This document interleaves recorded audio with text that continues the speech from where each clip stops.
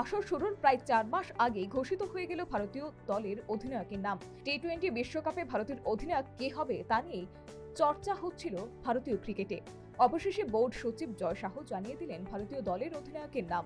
টি-20 বিশ্বকাপে ভারতীয় দলের নেতৃত্ব দেবেন রোহিত শর্মাই। যদিও নেতৃত্ব নিয়ে প্রশ্ন উঠছিল রোহিত শর্মা না হার্দিক পান্ডিয়া, কে দায়িত্ব পালন করবেন ভারতীয় দলের।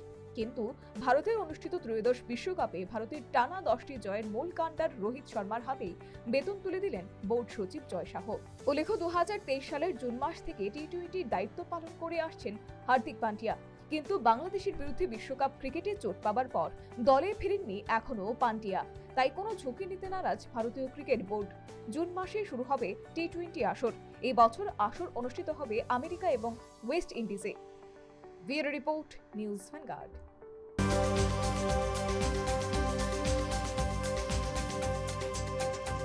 শুক্রবার থেকে রেলওয়ের বিরুদ্ধে রঞ্জির শেষ ম্যাচ খেলবে রাজ্য দল। এমবিবি স্টেডিয়ামে অনুষ্ঠিত হবে ম্যাচ। ইতিমধ্যে 6টি ম্যাচ শেষে রাজ্য দলের ঝুলিতে রয়েছে 17 পয়েন্ট, যার মধ্যে 2টি জয়, 1টি পরাজয় এবং 3টি ম্যাচ ড্র হয়েছে। যদিও এই গ্রুপে 24 পয়েন্ট নিয়ে শীর্ষে কর্ণাটক এবং 22 পয়েন্ট নিয়ে দ্বিতীয় স্থানে রয়েছে তামিলনাড়ু এবং 19 পয়েন্ট নিয়ে তৃতীয় স্থানে গুজরাট।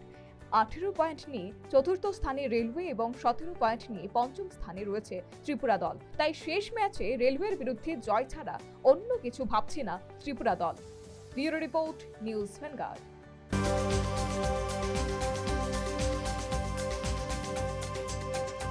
হাঁটুর চোট কাটিয়ে নিজের পুরনো ছন্দে ভারতের অলিম্পিক পদকজয়ী পিভি সিন্ধু আগ্রাসন ভূমিকায় এশিয়া ব্যাডমিন্টন চ্যাম্পিয়নশিপে মাত্র 40 মিনিটের লড়াইতে চীনের শীর্ষ বাছাই হান ইউকে হারিয়ে রীতিমতো চমক সিন্ধুর। সরাসরি সেটে সিন্ধু জয়লাভ করেন 21-17, 21-15 পয়েন্টে। অন্যদিকে ছেলেদের বিভাগে হংকংকে হারিয়ে কোয়ার্টার ফাইনালে ভারতীয় ছেলেরা। Bureau report, news vanguard.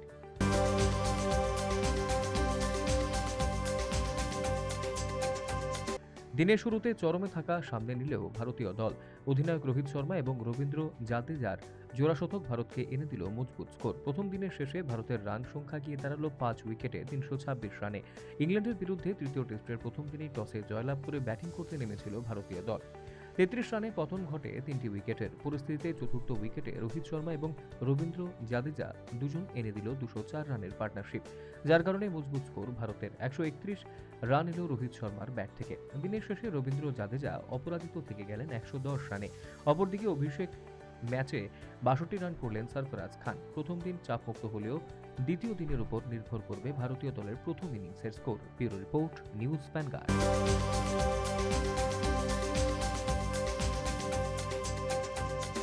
বিশ্ব কুস্তি সংস্থা শাস্তি প্রত্যাহার করে নিয়েছে ভারতীয় কুস্তি সংস্থার উপর থেকে। এর জেরে বিপদে পড়তে পারেন ভারতের কুস্তিগিররা, এমনটাই আশঙ্কা কুস্তিগিরদের। বিশ্ব কুস্তি সংস্থাকে চিঠি লিখেছেন বজরং পুনিয়া, সাক্ষী মাল্লিক, দীনেশ ফোগাটরা। সংস্থার কাছে দাবি করেন বৃজভূষণ সিংহের বিরুদ্ধে যৌন হেনস্থার অভিযোগ তুলেছিল কুস্তিগিররা।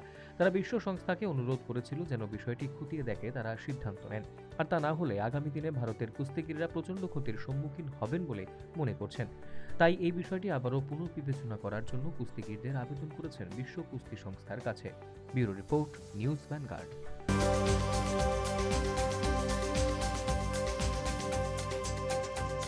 রাহুগ্রাস মুক্ত হল ত্রিপুরা ক্রিকেট অ্যাসোসিয়েশন। উচ্চ আদালতের নির্দেশ অনুযায়ী বৃহস্পতিবার অনুষ্ঠিত হল ত্রিপুরা ক্রিকেট অ্যাসোসিয়েশনের এপেক্স কাউন্সিলের নির্বাচন।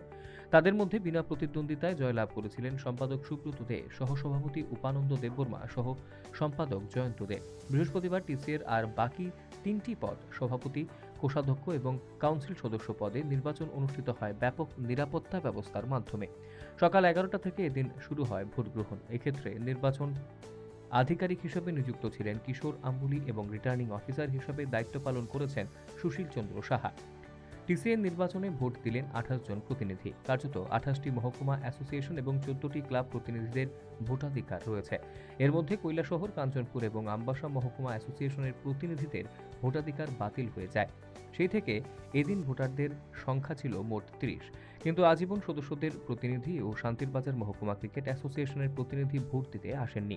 এতে মোট 28 জন প্রতিনিধি এদিন ভোটদান করেন।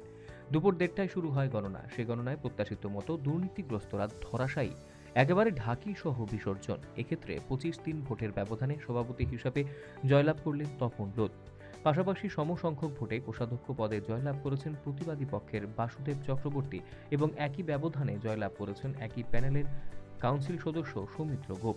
এই জয়কে টিসিএকে সুসংহতভাবে পরিচালনা করার ক্ষেত্রে ক্রিকেটের উন্নয়নে যে চিন্তা চেতনা এর জয় বলে নিজ প্রতিক্রিয়া জানালেন টিসিএর সদ্য নির্বাচিত সভাপতি Tapan Lodh. Bureau report, news vanguard.